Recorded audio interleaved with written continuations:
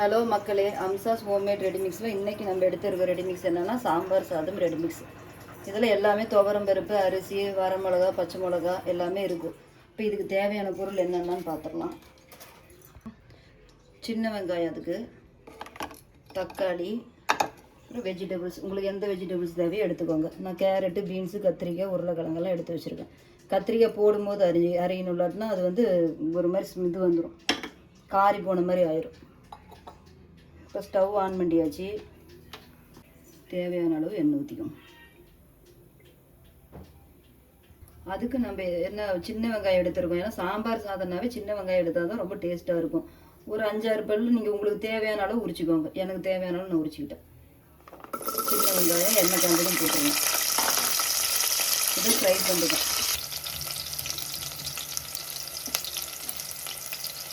நம்மளுடைய சாம்பார் சாதம் ரெடிமிக்ஸ். இதில் பாருங்கள், மஞ்சள் தூள், மிளகாய் தூள், சாம்பார் தூள் எல்லாமே கலந்து, பச்சை மிளகா, கருவேப்பிலை, துவரம் பருப்பு, அரிசி எல்லாமே இருக்குது. அதனால் எதுவுமே போட தேவையில்லை. வெங்காயம், தக்காளி, வெஜிடபிள்ஸ் அவ்வளோதான் அதில் ஆட் பண்ணணும். கொஞ்சம் நெய் லாஸ்ட்டாக.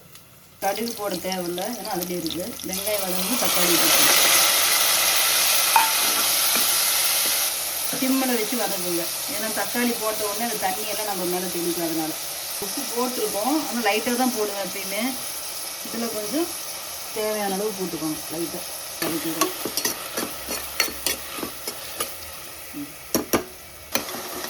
பாருங்க, தக்காளி வதங்கிருச்சு.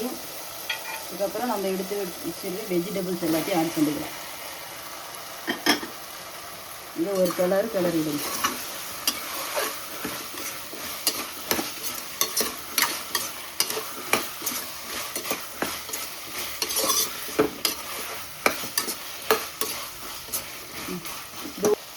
எண்ணெயிலே வதங்கட்டும். சிம்மில் வச்சுட்டு ஒரு நிமிஷம் மூடி வச்சிடணும். சிம்மில் வச்சிருங்க. பாருங்க, காய் வதங்கிடுச்சு. ஒரு நிமிஷங்கிறது நீங்கள் அரை நிமிஷம் விட்டுட்டு கூட நீங்கள் எடுங்க. அந்த எண்ணெயில் சும்மா அது ஃப்ரை ஆனால் போதும். அடுத்து நம்மளுடைய சாம்பார் சாதம் ரெடி மிக்ஸை கொட்டுங்க.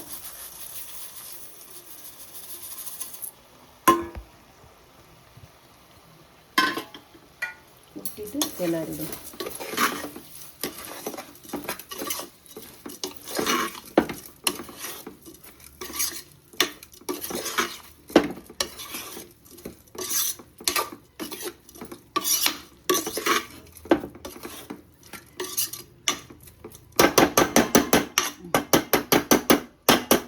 தேவையான அளவு தண்ணி எடுத்து வச்சுருக்கேன். இப்போ நான் 1 டம்ளருக்கு 4.5 டம்ளர் தண்ணி ஊற்றுங்க. நான் இப்போ வந்து 1.25 டம்ளர் எடுத்து வச்சுருக்கேன். 5.5 டம்ளர் தண்ணி ஊற்ற போகிறேன்.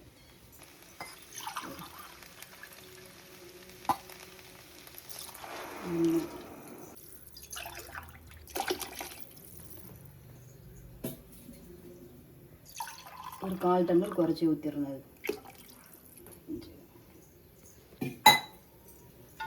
அவ்வளோதான்.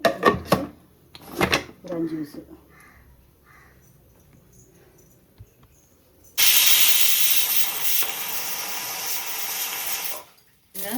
இப்போ நான் விசில் விட்டு எடுத்தாச்சு.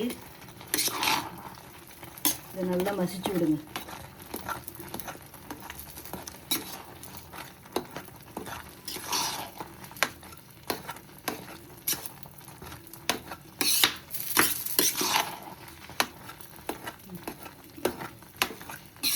மசிச்சு விட்டு சிம்மில் வச்சு ஒரு 2 நிமிஷம் அப்படியே விடுங்க. அது நல்லா கொழுன்னு வரும். நல்லா ஒரு 2 ஸ்பூன் நெய் விடுங்க. ஏன்னா சாம்பார் சாதம்னாவே நெய் விட்டால் தான் அது டேஸ்ட்டாக இருக்கும். நல்லா கமகமன்னு வாசனையாக.